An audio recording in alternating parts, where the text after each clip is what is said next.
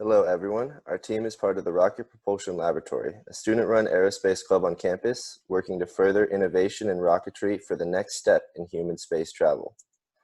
We aim to take part in the Friends of Amateur Rocketry FAR Mars competition, which challenges students to design and build a rocket that reaches an apogee of 45,000 feet using liquid oxygen and liquid methane as its fuel.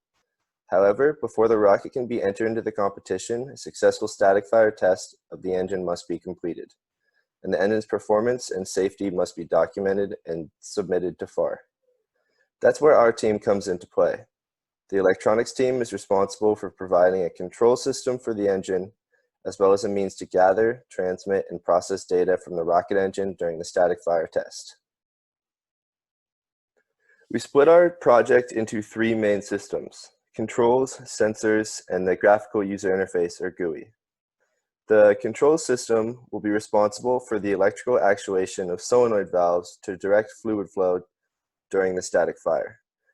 They will also be responsible for pre-programmed sequences from the microcontroller to control the valves for different parts of the test, such as fueling, firing, and abort.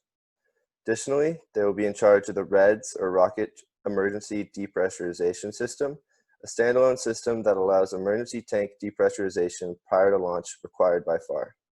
Lastly, they will be assembling a control box in the bunker for the operator to start different sequences and manage the rocket during the fire.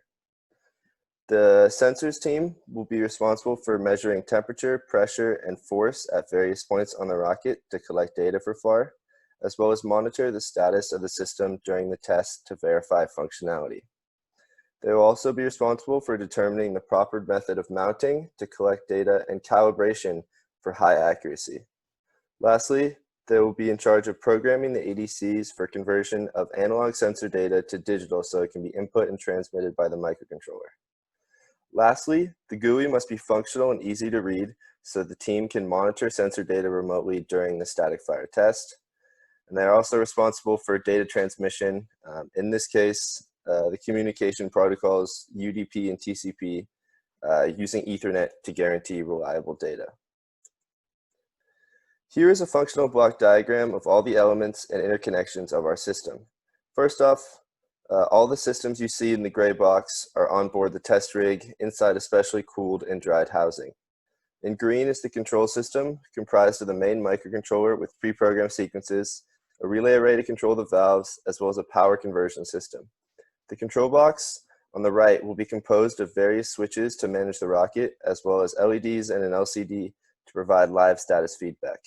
The sensors in orange will be connected to the onboard microcontroller, taking advantage of its onboard ADC, which will be relaying this data via Ethernet to the computer located in the bunker. There, the data will be stored, processed, and displayed on the GUI for the operator to manage the state of the system during static fire. Now that we have gone over the system requirements and components of our system, we will show a video demoing the complete GUI as well as its integration with the sensor array prototype. Hello everyone, my name is Garrett Clover and I will be discussing sensor integration for the RPL static fire test rig.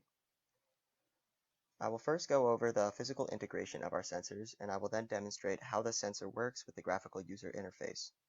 The picture that we are seeing right now is of a compressor that my family happens to own, and it's connected to the pressure transducer, which is fastened to the yellow hose on the left that allows air to flow out of the compressor. And this is our integration circuit that scales our sensor's output to a voltage range that the STM's ADC can take in and convert to digital values before sending this data to the bunker computer. The white and green cables on the left are the data output pins for our sensor. They are going into the instrumentation amplifier, which is the black chip in the middle. The 285 ohm resistor just above the instrumentation amplifier is our gain resistor, which allows us to modify the gain of the amplifier to scale the sensor output to whatever value we choose.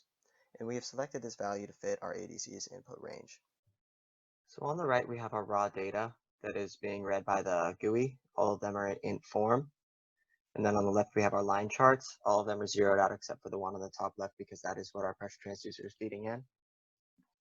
So at this point I've turned on the compressor and you can see the pressure steadily rising, and as it does, the axis on the left, the y-axis, is auto adjusting to scale with the range of data that it's showing over the last 30 seconds. As you can see, it just went from having 10 psi between each tick to now having 20.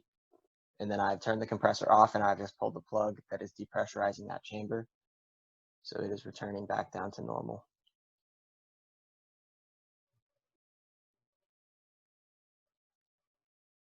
Hello everyone, my name is Mingji Li. In this video, I'll be demonstrating our graphic user interface.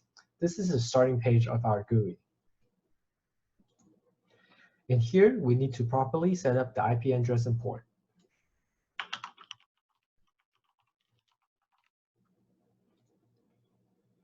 Once the connection is verified, the GUI will start data transfer and display PNID, which is shown in here. In this window, we can activate the bar chart and line chart. This is how our bar chart looks like. And this is how our line chart looks like.